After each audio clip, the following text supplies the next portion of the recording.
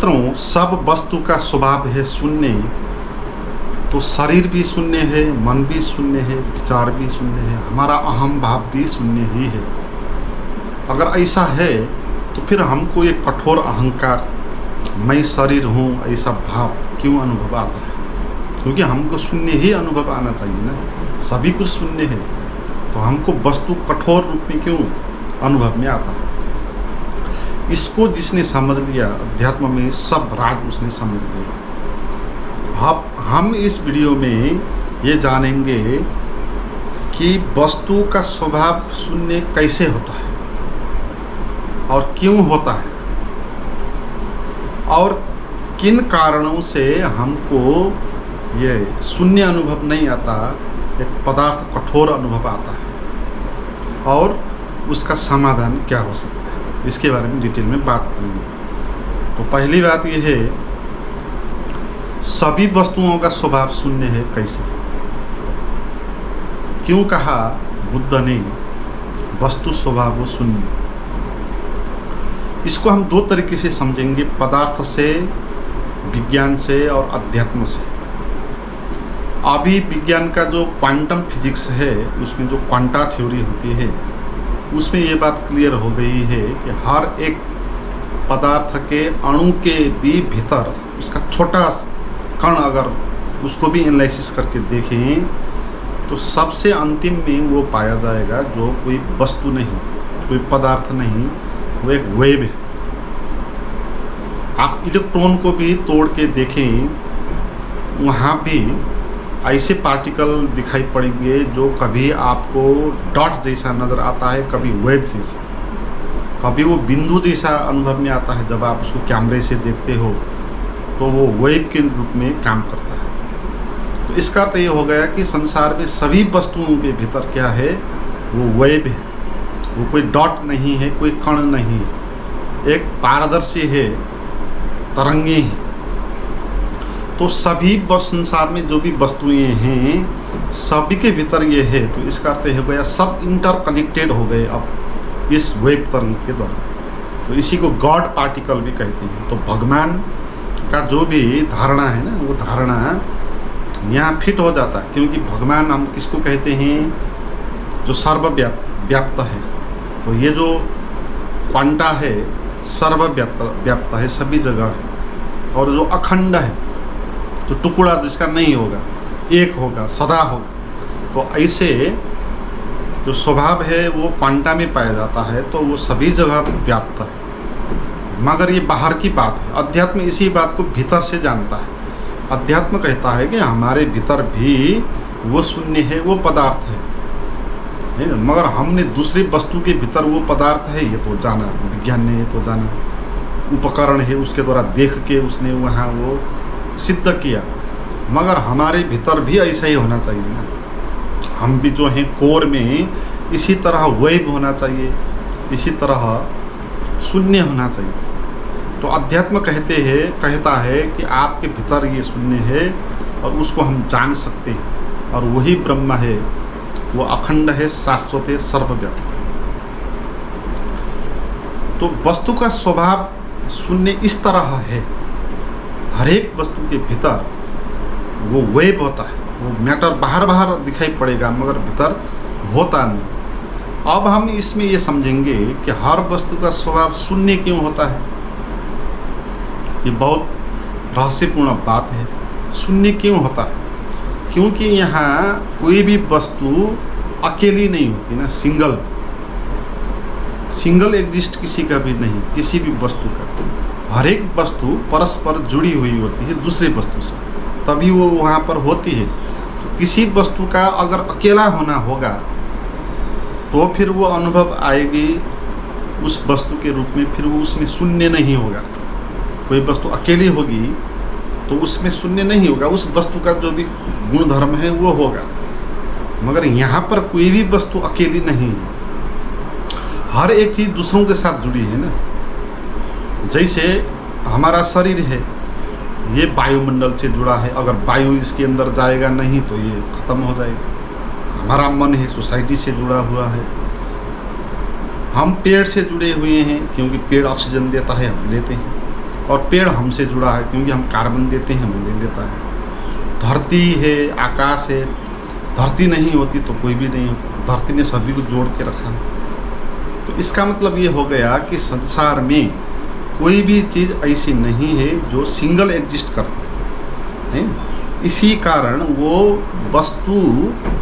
वस्तु के रूप में, अकेली वस्तु के रूप में नहीं हो सकती है, दूसरों के साथ मिलके बनी है। तो फिर अब इसका अर्थ क्या हो गया, कोई भी वस्तु पर्सनल नहीं है यहाँ। कोई भी वस्तु मैं के रूप में, जैसे हम कहते हैं अपने को मैं, तो ये मैं कहना भी इसको अलग मानना है अपने को, मगर हमारे पास अपना अकेला तो कुछ भी नहीं है, अकेला एग्जिस्ट तो कुछ भी नहीं करता। हमारा शरीर जुड़ा है पंचभौतिक चीज़ों से। तो यहाँ पर अब इस शरीर का स्वभाव क्या हो जाएगा, दूसरों के साथ जुड़ेगा, दूसरे तीसरे के साथ जुड़ेगा, तो सभी का जोड़ जो होगा ना, वही उसका अनुभव होगा। और वो अनुभव शून्य ही हो सकता है, वो अनुभव कोई वस्तु के रूप में नहीं हो सकता, क्योंकि सभी वस्तुओं के भीतर जो है वो कोई वस्तु हो नहीं सकती। सभी आकारों के भीतर जो है उसका अपना कोई आकार हो नहीं सकता। जैसे हम भगवान को मानते हैं, अगर भगवान है तो वो सभी के लिए होगा, आदमी के लिए भी, जानवर के लिए भी, पृथ्वी के लिए भी, पेड़ के लिए, सभी के लिए वो भगवान होगा। ऐसा तो नहीं होगा कि आदमी का अकेला भगवान है, उसका ही भगवान है और का भगवान नहीं। तो अगर भगवान है तो फिर उसका रूप कैसा होगा, चेहरा कैसा होगा। हम आदमी हैं, भगवान को हम निर्माण करते हैं, इसलिए हम अपने तरह उसको बना देते हैं, अपने तरह मुख हाथ पैर बना के मूर्ति बना लेते हैं भगवान की। मगर अगर कोई जानवर भगवान की मूर्ति बना लेता, वो कैसे बना लेता, एक बंदर अगर भगवान को मानेगा तो बंदर जैसा ही भगवान बनाएगा। एक पेड़ भगवान मानेगा तो पेड़ भी भगवान को पेड़ के रूप में ही दिखाएगा। इस कारण अब भगवान का अर्थ के ये है कि सभी के अंदर जो है, वो जो पेड़ में भी है, आदमी भी है, बंदर में भी है, तो ना वो बंदर जैसा दिखाई पड़ेगा, ना पेड़ जैसा दिखाई पड़ेगा, ना आदमी जैसा। तो उसका अपना कोई आकार नहीं है, क्योंकि वो सभी आकारों में प्रकट होगा ना। ऐसे ही ये जो वस्तु है ना, हर एक अलग अलग दिखाई पड़ेगी, तो ये सब वस्तुओं के भीतर आप देखें तो शून्य है, तो वो शून्य सर्वव्याप्त है। इसलिए शून्य का अपना कोई भी आकार नहीं होगा, इसलिए कोई एक वस्तु के रूप में वो अनुभव में नहीं आएगी। क्योंकि एक वस्तु के रूप में अनुभव में आएगी तो दूसरी वस्तु भी तो वही है, तो उसका अनुभव फिर उसको होना चाहिए। और सभी अनुभव एक साथ भी कैसे हो सकता है। जैसे हमको ये शरीर अनुभव आता है, ये शरीर मैं हूँ, पर्सनल एज अ पर्सन, ये अनुभव आता है, मगर हमारे भीतर जो है शून्य, वो तो सभी के साथ जुड़ा हुआ है, आकाश के साथ जुड़ा हुआ है। और उसको कैसा अनुभव होगा, उसको ये जब पर्सन इस शरीर का अनुभव नहीं हुआ, क्योंकि ये शरीर उसका अनुभव होगा। फिर पेड़ में भी वही है, तो फिर उसको पेड़ का भी अनुभव होना चाहिए, फिर बंदर में भी है, उसमें भी होना चाहिए। इसीलिए हर एक वस्तु एक दूसरे के साथ जुड़ी होने के कारण, अकेली कोई भी वस्तु नहीं होने के कारण ये बात है कि कोई भी वस्तु का कोई भी रूप नहीं होगा, उसका कोई स्वभाव नहीं है। तो हमारा भी स्वभाव नहीं होगा। फिर हम जिसको कहते हैं मैं, वो मैं भी अन्य चीज़ों से जुड़ा है। जैसे हम अपने को क्या कहते हैं, मैं कह के, जैसे मैं शरीर हूँ कहते हैं, ठीक है, मगर ये शरीर एज अ पर्सन नहीं है, सिंगल नहीं है। ये शरीर जुड़ा हुआ है प्रकृति से, धरती से, सभी जगह से जुड़ा हुआ है। और आप अपने को कहते हो मैं शरीर हूँ, तो फिर आपको ये कहना होगा कि वायुमंडल भी आप हो, क्योंकि वायुमंडल के साथ शरीर जुड़ा हुआ।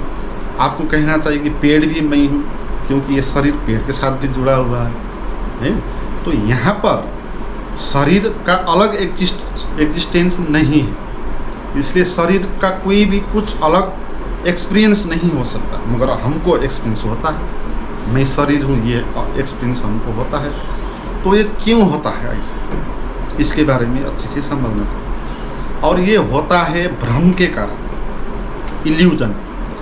क्योंकि जो चीज़ नहीं है वो चीज़ है जैसी अनुभव अगर होगी तो वो क्या होगी, वो इल्यूजन से होगी, क्योंकि हो तो नहीं सकती मगर फिर भी लगता है कि तो है।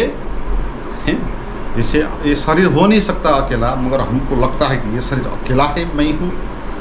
तो जो चीज़ हो नहीं सकती इस तरह फिर भी वो है जैसी लगती है हमको, तो उसको कहते हैं वो इल्यूजन के कारण ऐसा हो रहा है। रियलिटी ऐसा नहीं है। रियलिटी ऐसा नहीं है कि आप अपने शरीर को मैं कहते हो तो ये मैं इस ब्रह्मांड से अलग हो जाता है, ऐसा नहीं। अभी भी शरीर एक जिन प्रकृति के साथ जुड़ा है, तो हो तो कुछ नहीं गया, मगर आपने इसको कह दिया मैं ये हूँ भ्रम के कारण, तो फिर आपको लगेगा कि ये आप हो, ऐसा अनुभव आपको हो जाए। नहीं, अब इसको भी अच्छे से समझेंगे। इसको भी हम दो तरीके से समझेंगे। एक साइकोलॉजी के स्तर पर समझेंगे जिसमें मनोविज्ञान इसको एक मानसिक रोग कहता है, हेल्यूसिनेशन कहता है। हेल्यूसिनेशन में ये होता है आपको कि जो नहीं है वो भी दिखाई पड़ जाता है, जो आवाज़ नहीं आ रही है वो आवाज़ भी सुनाई देता है। मैं एक लड़की को जानता हूँ जिसको सिजोफ्रेनिया हो गया और उसे हेल्यूसिनेशन होता है। तो उसको ऐसा लगता था जैसे कि उसके आसपास पुलिस आके उसको घेर के रखती है नहीं वहाँ कोई पुलिस, मगर उसको वो दिखाई पड़ रहा है और हम उसको समझा रहे हैं और लोग उसको समझा रहे हैं कि कोई पुलिस नहीं है, क्यों घबराता है, मगर वो कि नहीं मानेगा क्योंकि उसको वो दिखाई ही पड़ जाता है। ये इल्यूजन उसको, हमको तो ये इल्यूजन नहीं, इसलिए हमको तो दिखा नहीं पड़ता, मगर उसको तो ये इल्यूजन है ना, तो उसको वो प्रष्टता के साथ ही देख रहा, जैसे हम देखेंगे ऐसे देख रहा है। तो फिर ये इस बात को वो ना कैसे मानेगा, फिर तो उसको रियल ही मानेगा। तो ऐसे ऐसी आवाज़ें उसको सुनाई दे रही होती है जो वो आवाज़ नहीं आ रही। लोग बात कर रहे हैं उससे और स्पष्ट सुन रहा है, वहाँ उसकी बात कर रहे हैं, मगर वहाँ कोई है नहीं। तो यहाँ पर क्या हो रहा है, जो नहीं है वो भी है जैसा लग रहा है। तो ऐसा होने को मनोविज्ञान कहता है एक पागलपन। और इसी बात को अध्यात्म भी कहेगा। अध्यात्म कहेगा ये उपाधिग्रस्त जीव। उपनिषद में कहा गया हर एक आदमी को कि वो उपाधिग्रस्त है। जीव जो है वो उपाधिग्रस्त है, क्योंकि जीव का अर्थ है जो अपने को अलग मानता है, जो है नहीं, और उसको ये उपाधि लग गई। उपाधि का अर्थ होता है रोग, है। तो ये आध्यात्मिक रोग है, हर एक आदमी को है ये रोग। मगर जो सामाजिक रोग है हेल्यूसिनेशन का, उसमें कुछ ज़्यादा हो गया है। मैं ये शरीर हूँ, मैं ये मन हूँ, ये तो सब मानते हैं। ये ऐसा मानना ये भी हेल्यूसिनेशन ही है, क्योंकि ऐसा है नहीं, मगर सोसाइटी में सभी लोग इसी को सत्य मान लेते हैं। इसलिए हम इसको नहीं कहते हैं कि ये पागलपन का बीमार है, हम इसको नहीं कहते।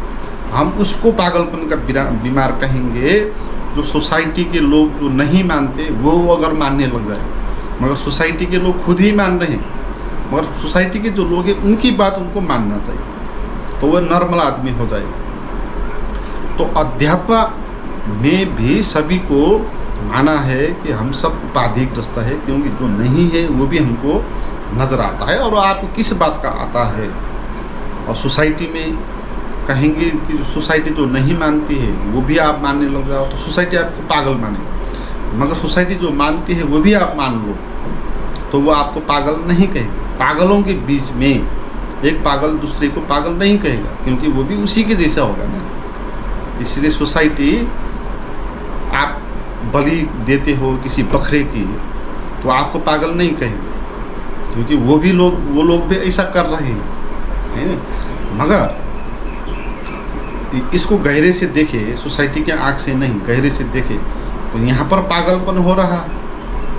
बकरी की बलि देने से क्या हो सकता है, और वो भगवान, वो देवी भी कैसे हो सकती है जो बलि चाहती है, जो हिंसा चाहती है, किसी की हत्या चाहती है, तो वो भगवान भी कैसे हो सकता है। तो मगर इसको हम मानेंगे ये नॉर्मल आदमी है। तो नॉर्मल आदमी की परिभाषा हमारे लिए ये है, सोसाइटी जो मानती है, अंधविश्वास मानती है, तो भी उस अंधविश्वास को फॉलो करता है तो नॉर्मल आदमी है। और जो उसको फॉलो नहीं करता, उससे डिफरेंट उसको हो जाता है, हेल्यूसिनेशन हो जाता है, तो उनको वो पागल कहेंगे। है ना, मगर पागलपन तो सभी के पास है, इस बात को समझ। तो ये होता क्यों है ऐसा, ये इल्यूजन के कारण होता है। हमको ऐसा लगता है जो नहीं है वो भी है जैसा। बहुत कारण ऐसा हो सकता है जिसको अभ्यास कहा गया। इनमें से एक कारण ये है कि कोई चीज़ आपके साथ नज़दीक हो बहुत समय से, आपको लगने लगेगा कि वो आपकी है ना। जैसे कोई भी वस्तु, जैसे कोई जानवर, जैसे कुत्ता, अगर 5-10 साल से आपके पास ही है तो धीरे धीरे आपको लगने लगेगा कि वो कुत्ता भी आप ही, वो आपका ही। ऐसे हम जिस घर पे रहते हैं, जिस ज़मीन पे रहते हैं, हम उसको कहते हैं मेरा।